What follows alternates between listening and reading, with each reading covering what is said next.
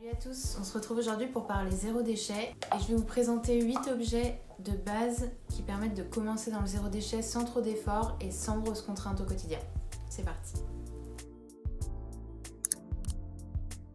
On commence par la salle de bain. La première chose pour laquelle j'ai opté, c'est les cotons lavables. Donc ça se présente comme ça. C'est des petits cotons, vous avez une surface plus exfoliante, une surface douce. C'est pratique, on se démaquille avec, on les met à la machine et ils sont comme neufs une fois qu'ils sortent. Ça permet de faire la transition avec les cotons jetables qui sont extrêmement polluants et dont on utilise des quantités énormes, surtout quand on se maquille tous les jours. On continue avec quelque chose d'assez facile à switcher. Avant, on utilisait des savons pour les mains en pompe. La plupart du temps, on rachetait carrément la pompe entière. On a switché pour des petits savons tout simples, sans emballage, qui font exactement le même job, qui sentent aussi bon. Et clairement, ça consomme beaucoup moins d'emballage, même si parfois ils viennent emballés dans un tout petit plastique ou dans un petit carton. Ce sera toujours moins de matière utilisée pour les fabriquer, pour les emballer, pour les transporter et moins de déchets produits à la fin. Toujours dans le même registre, on est passé au shampoing solide. J'étais un petit peu sceptique, j'avoue, au début, parce que pour moi, un shampoing, c'est liquide, ça mousse, c'est un shampoing. Et en fait, c'est exactement la même chose. Ça dure super longtemps, il y en a pour tout type de cheveux. On peut en trouver partout, dans les grandes surfaces, dans les magasins spécialisés, les magasins de vrac, les magasins bio, sur internet, partout, et ça fait vraiment le job. Et c'est super pratique quand on part en voyage, par exemple. Il y a juste à le mettre dans une petite pochette, dans une petite boîte, et voilà.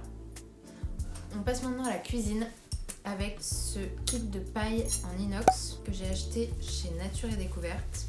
Alors dedans, vous avez une petite paille assez courte, une paille courbée, et une grande paille assez large et un goupillon pour les nettoyer. Ça vient dans une petite pochette, super pratique si on a besoin de les transporter et c'est un super bon rapport qualité-prix. Toujours dans la cuisine, j'ai récemment acheté un lot de charlotte à plat. Donc il y en a une très grande, une moyenne et une petite.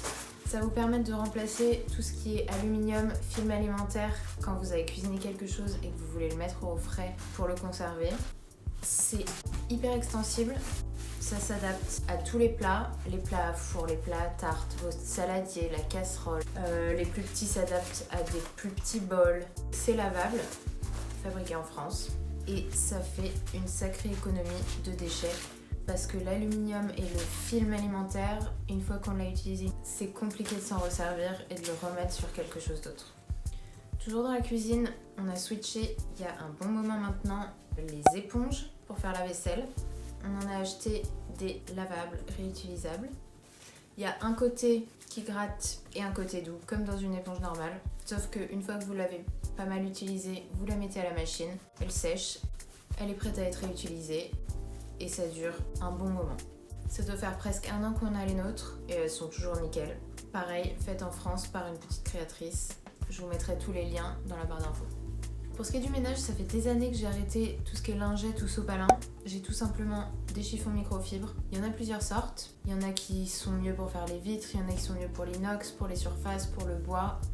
Franchement, il y a tout. Ça coûte pas hyper cher. C'est réutilisable à l'infini. Pour aller au bout d'un chiffon microfibre, il faut vraiment le faire souffrir.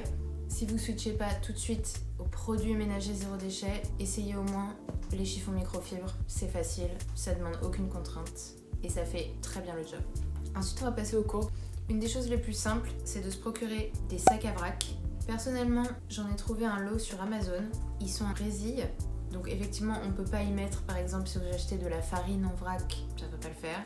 Mais tout ce qui est graines, fruits secs, fruits et légumes, ils se resserrent, comme ça rien ne peut tomber. Et c'est un lot dans lequel il y a énormément de taille. Donc là, j'en ai un très grand. Celui-là était plus petit. Il y en a des tout petits, il y en a des moyens. Et une des choses qui est très pratique, c'est qu'il y a le poids du sac sur une petite étiquette, comme ça, quand vous êtes en magasin et que vous faites peser, ils peuvent faire la tare directe avec le poids du sac. J'en ai également fabriqué en tissu, il n'y a pas plus simple. Si vous êtes un peu couturière, très facile.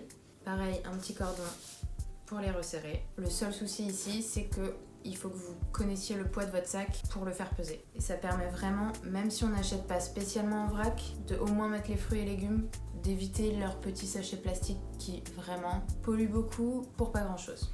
Et la dernière chose que je peux vous conseiller pour commencer à réduire vos déchets sans faire beaucoup d'efforts, c'est tout simplement de coller une petite étiquette Stop Pub sur votre boîte aux lettres. Alors ça ne vous empêchera pas de stopper complètement les dépôts de pub dans votre boîte aux lettres, mais ça les réduira considérablement.